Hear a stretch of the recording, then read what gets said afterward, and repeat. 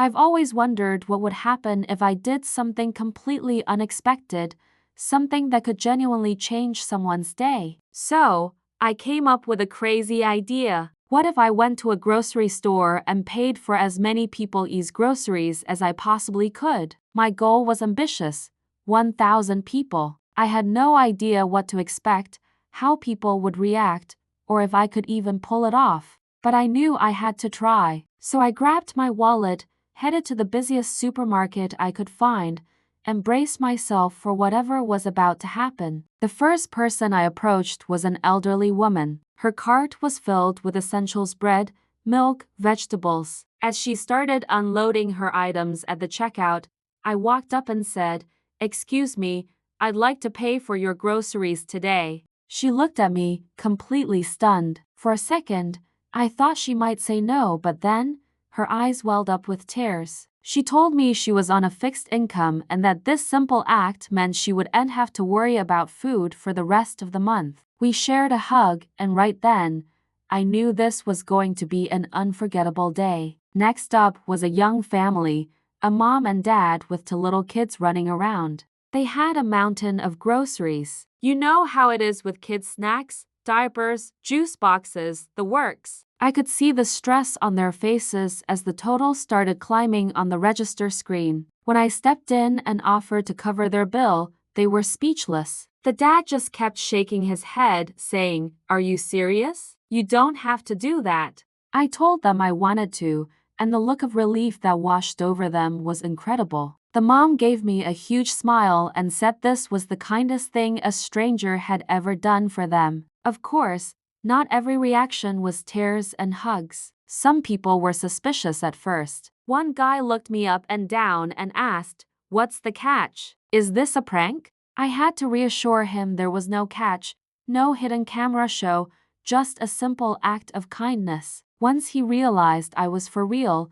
his whole demeanor changed. He went from skeptical to genuinely grateful. He told me he just lost his job and was really struggling to make ends meet. My timing couldn't have been better. We ended up chatting for a few minutes, and he promised he would pay it forward as soon as he got back on his feet. Throughout the day, I met people from all walks of life: a college student who was living on ramen noodles, a single dad trying to buy a birthday cake for his daughter, a young couple who had just moved to the city and were feeling overwhelmed. Each person had a unique story, and each interaction was special. The cashier I was working with was amazing. At first, she was just as confused as everyone else, but after the 10th or 20th person, she got into the rhythm of it. She started cheering me on, telling people, "This is your lucky day." Her energy was infectious and made the whole experience even more fun. One of the most powerful moments came late in the afternoon.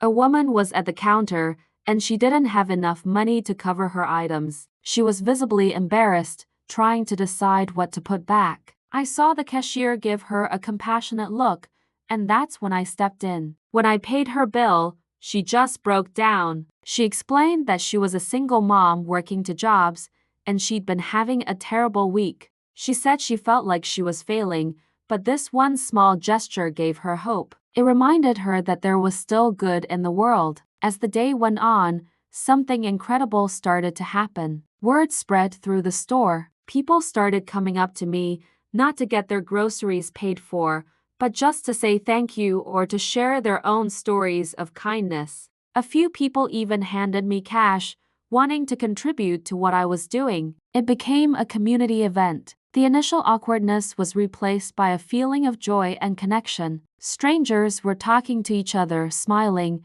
and sharing in this positive moment. It was no longer just about me paying for groceries. It was about all of us creating something beautiful together. I met a young man who was buying flowers. He told me they were for his mom, who was in the hospital. He was worried and stressed, and you could see it on his face. When I paid for his flowers and a few groceries he had, he was so touched. He said it felt like a sign that things were going to be okay. It's amazing how a small gesture can provide comfort when someone needs it most. His story really stuck with me. It wasn't about the money. It was about showing someone you see them, that you care, even if you're a total stranger. By the end of the day, I was emotionally and physically exhausted, but my heart was so full. I didn't quite reach my goal of 1,000 people, but the number didn't matter anymore. What mattered were the connections I made, the stories I heard, and the ripple effect of positivity we created in that store. I saw people who had their groceries paid for turn around and buy a coffee for the person behind them in line. The kindness was spreading like wildfire. This experiment started as a personal challenge,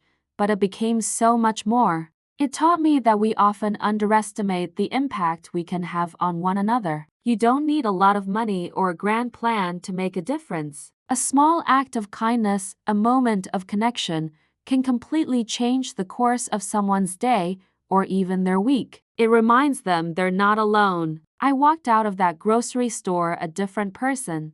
I was reminded of the incredible power of human generosity and the simple fact that, deep down, we all want to connect and help each other. So what did I really learn from paying for hundreds of strangers' groceries? I learned that kindness is a universal language. It breaks down barriers and builds bridges. It can turn a skeptic into a believer and bring a smile to someone's face when they need it most. It's not about the transaction, it's about the interaction. It's about showing up for each other. I challenge you to find a small way to spread some kindness today. You never know whose life you might touch. Thank you so much for watching and sharing this journey with me. Don't forget to like and subscribe on MindBlown, and I'll see you in the next video. I am Venant.